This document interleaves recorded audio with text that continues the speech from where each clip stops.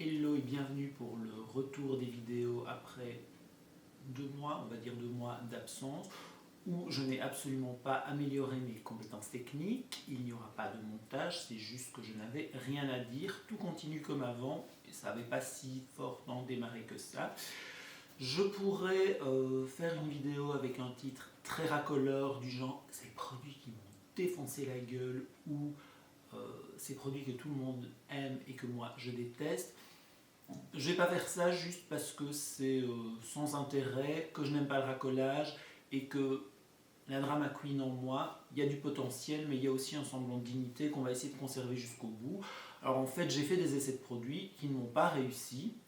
Et bah, si je suis tout à fait honnête, c'était prévisible, j'aurais dû m'en douter, j'ai mal calculé mon coût. Euh, et c'est de ma faute. Et voilà, je ne peux pas accuser les produits, dire qu'ils sont mauvais, je peux juste m'accuser moi, le fait que j'ai pas été prévoyant, le fait que j'ai une peau effectivement qui peut être sensible, que j'ai un type de peau particulier, etc. Mais donc on va discuter de ça. Et le premier produit qui ne m'a pas réussi, c'est dans le produit Niod, et Dieu sait pourtant que j'adore la marque, c'est le Survival.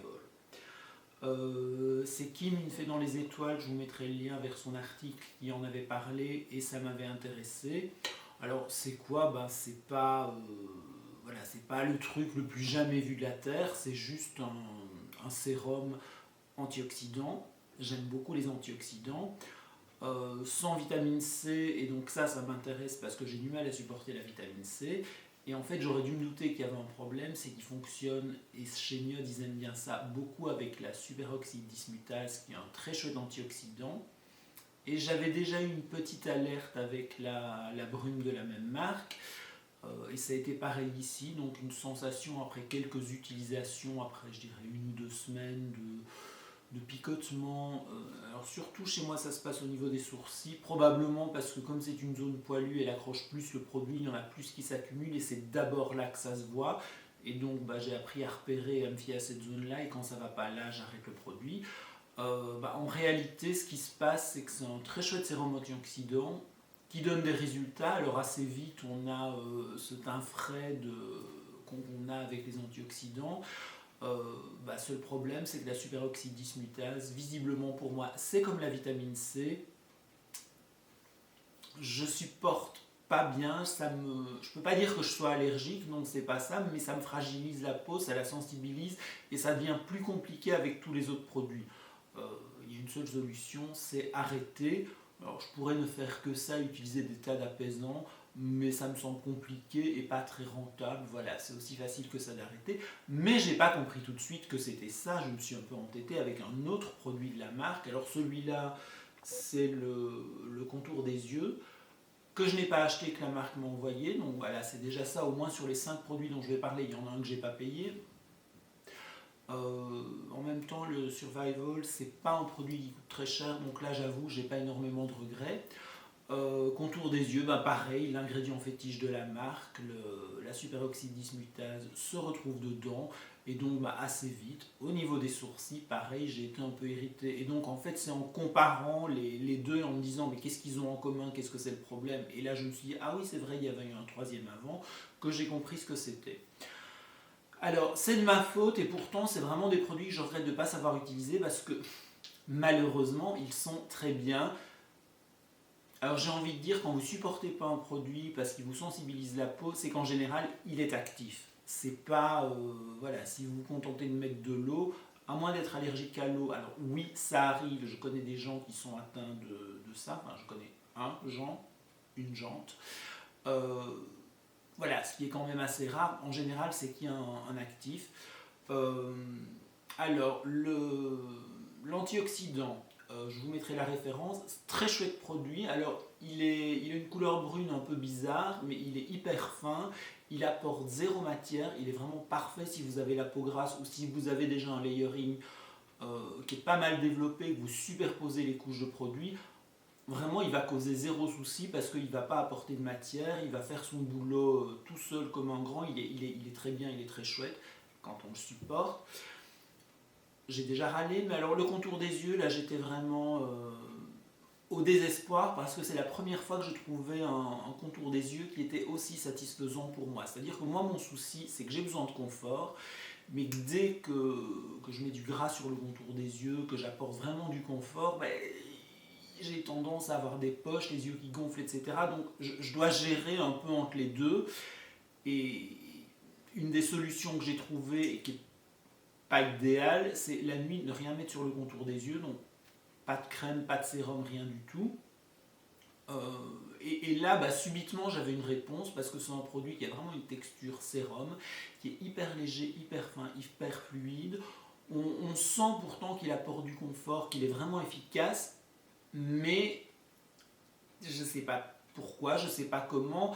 Euh, il ne fait pas gonfler, il apporte vraiment pas ce gras qui va s'accumuler ou cette hydratation en trop qui va faire que vos poches vont gonfler. Il est vraiment bien. Donc je regrette vraiment de ne pas pouvoir l'utiliser. Je suis un peu enragé et maintenant je cherche le même sans superoxyde dismutase. C'est un peu mon nouveau life goal skincare dans la vie. Voilà, c'est pas gagné. Niot, c'est une marque que j'aime beaucoup, ils ont de très chouettes produits. La marque suivante qui m'a fait des problèmes, et pareil, j'aurais pu les prévoir tout à fait, c'est Magno, alors marque coréenne, que je connaissais, que j'ai déjà pas mal employé, et qui a de très bons produits, alors qui sont prévus pour les peaux sensibles, qui sont très faciles à supporter, qui sont très agréables. Et c'est une marque, alors pour le coup, autant chez Niot, on peut me dire et c'est pas la peine, hein, je le dis tout de suite. Ah ouais, mais c'est parce qu'il y a plein de synthétiques et que c'est de la pétrochimie et tu devrais utiliser du naturel. Magno, c'est justement une marque qui est très branchée naturelle et ce que j'ai pas supporté, c'est un naturel. Donc, c'est pas la peine de venir me faire ce discours. C'est pas une question naturelle, synthétique ou quoi, c'est une question de sensibilité. Il n'y a pas. Il n'y a pas d'explication autre que tel ingrédient pose problème. Et donc chez Magno, j'ai utilisé deux produits, la crème et le sérum, enfin le sérum et la crème dans cet ordre-là. J'ai pas été con, pas totalement, je les ai pas utilisés en même temps. J'ai d'abord essayé d'introduire un, j'ai vu que ça fonctionnait pas terrible, j'ai essayé avec l'autre en me disant on ne sait jamais. Cette gamme, qu'est-ce qu'elle fait? Bah, c'est une gamme qui est assez généraliste, hein, c'est pas, ça cible pas des problèmes spécifiques, qui cible les peaux sensibles, le microbiome, et qui fait un peu tout bien. Alors le sérum, c'est avant tout un sérum hydratant, un sérum antioxydant. La crème, c'est pareil avec un côté nourrissant. Deux très chouettes produits. Alors le sérum, moi j'aimais beaucoup parce qu'il était bien hydratant, il apportait cet aspect repulpé qu'on aime bien avoir quand la peau est bien hydratée. Maintenant, voilà, le côté antioxydant, là, j'ai pas eu le temps de juger parce que je me suis arrêté assez vite. Euh, il était agréable, il était fin, il avait un petit peu plus de matière que le sérum de Niod. La crème, une très chouette crème, alors avec une texture un tout petit peu riche mais pas trop, très fluide, qui est vraiment bien pour mon type de peau, c'est-à-dire mixte à sèche, vraiment bien pour l'hiver, un hiver pas trop rude et pour les demi-saisons. Alors par contre, qu'est-ce qui a posé problème? Bah, j'aurais dû m'en douter, j'aurais dû savoir. Il y a de l'eau de rose dedans. Ça donne une odeur, c'est très chouette, c'est très agréable au point de vue sensation comme gamme et comme marque en général. Ils ont vraiment des produits qui sont pas hyper chers, mais qui sont bien fichus et qui sont sensoriellement satisfaisants, même s'il y a des packaging. Alors là, ils viennent de les refaire, donc c'est un petit peu plus glamour, mais avant, ils avaient des packaging qui n'étaient pas du tout glamour, qui étaient même au contraire un peu clinique, un peu drugstore, qui était pas top, mais qui, moi, me convenait tout à fait. Bah, l'eau de rose, voilà. Avant, j'avais déjà eu des problèmes. Je savais que l'huile de rose, je ne supportais pas. J'avais jamais eu de soucis avec l'eau de rose. Bah, maintenant, j'en ai. Alors, est-ce qu'on met de l'eau de rose pour parfumer, pour apporter des sensations, ou est-ce qu'on la met parce que ça a soi-disant des propriétés adoucissantes? Alors je dis soi-disant parce que moi ça m'irrite, effectivement en général les gens trouvent que c'est plutôt adoucissant, moi il se trouve pas moi. Euh, voilà, je ne sais pas, c'est le problème avec certains produits parfumés, on ne sait jamais vraiment pourquoi ils sont mis dedans en plus. Moi j'aurais préféré effectivement qu'ils n'y soient pas, je trouvais ça très agréable, je me suis dit ça va passer, c'est pas de l'huile. Bah, non, apparemment il n'y a pas que les huiles essentielles qui m'irritent, maintenant il y a même la simple eau de rose, je sais que je dois l'éviter totalement aussi. Frustration. Moins pour cette ligne-là, parce que très honnêtement, autant le sérum iode et le contour des yeux, c'était vraiment des chouettes produits qui étaient efficaces, qui étaient vraiment spécifiques, qui étaient vraiment uniques sur le marché.